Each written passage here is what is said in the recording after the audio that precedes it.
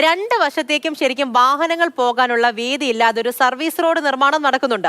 Kozhikode വഴിപോക്ക് junction മുതൽ Thondayad junction വരെയുള്ള service റോഡാണ് പലയിടത്തും പല രീതിയിൽ നിർമ്മിച്ചിരിക്കുന്നത്. ചില ഭാഗത്ത് ഒറ്റ വാഹനം മാത്രം കടന്നു പോകാനുള്ള വീതിയെ ഈ റോഡിനുള്ളൂ.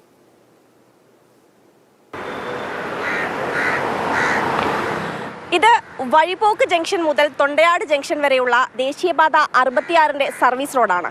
ഇവിടെ ചില മാജിക്കുകൾ കാണിച്ചാണ് ദേശീയപാത അതോറിറ്റി ഈ റോഡ് നിർമ്മിച്ചിരിക്കുന്നത്. എന്താണെന്നല്ലേ, വീതി കൂടിയ റോഡ് പോകെ പോകെ വീതി കുറഞ്ഞ് 2 ദിശയിലേക്കും വാഹനങ്ങൾ പോകാത്ത വണ്ണമാകും.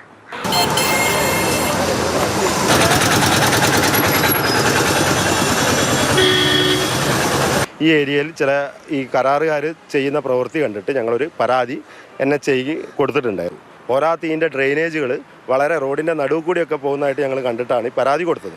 ഇവിടെ NHന് നാഷണൽ ഹൈവേക്ക് എടുത്ത ലാൻഡ് തന്നെ യൂട്ടിലൈസ് ചെയ്തിട്ടില്ല. അത് ആരോ അനാസ്ഥയാണെന്ന് മനസ്സിലാവുന്നില്ല. പല ബിൽഡിങ്ങുകളുണ്ട് ഇവിടെ. അപ്പോൾ അവരേറ്റം സ്വാധീനങ്ങളുണ്ടോ എന്നുള്ളത് ഞങ്ങൾക്ക് വളരെ സംശയമുണ്ട്. സ്ഥലമേറ്റെടുക്കൽ കഴിഞ്ഞ് റോഡ് നിർമ്മാണവും ഏതാണ്ട് പൂർത്തിയായപ്പോൾ ഇതാണ് അവസ്ഥ. പലയിടത്തും റോഡിന് വീതിയില്ല. കൃത്യമായ വീതിയില്ലാതെ തോന്നും പടിയാണ് റോഡുകൾ നിർമ്മിക്കുന്നത്. വഴിപോക്ക് ജംഗ്ഷനിൽ 6 മീറ്റർ വീതി ഉണ്ടെങ്കിലും മറ്റു ചില ഭാഗത്ത് 3 മീറ്റർ പോലും വീതി എത്തുന്നില്ല. ഇതിൽ വ്യക്തത വരുത്താൻ വീതി അളന്നുവരെ നോക്കി.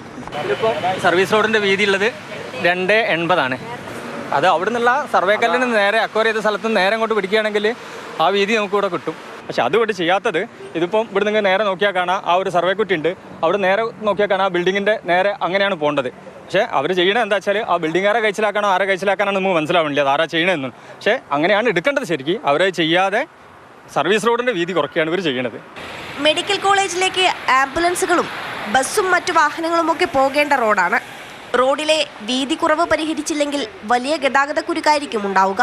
ഇവിടെ എന്തോ വല്ല തീപിടുത്തോ കാര്യമോ ഉണ്ടായി കഴിഞ്ഞാൽ അവിടേക്ക് പെട്ടെന്ന് ഫയർ സർവീസിന് ഒന്നും വരാൻ കഴിയില്ല.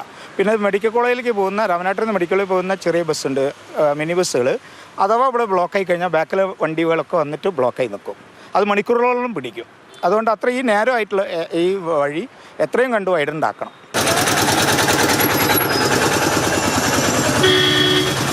ഏറ്റെടുത്ത സ്ഥലം പൂർണ്ണമായി വിനിയോഗിക്കാതെയാണ് ഈ കാണുന്ന സർവീസ് റോഡുകളുടെയൊക്കെ നിർമ്മാണം. 2 വശത്തേക്കുമുള്ള ഗതാഗതം സുഗമമാക്കാൻ ഈ റോഡിൻ്റെയൊക്കെയും വീതി കൂട്ടിയേ മതിയാകും. ജോം ടി കെക്കൊപ്പം അഞ്ജന സുകുമാരൻ, മാതൃഭൂമി ന്യൂസ്, കോഴിക്കോട്.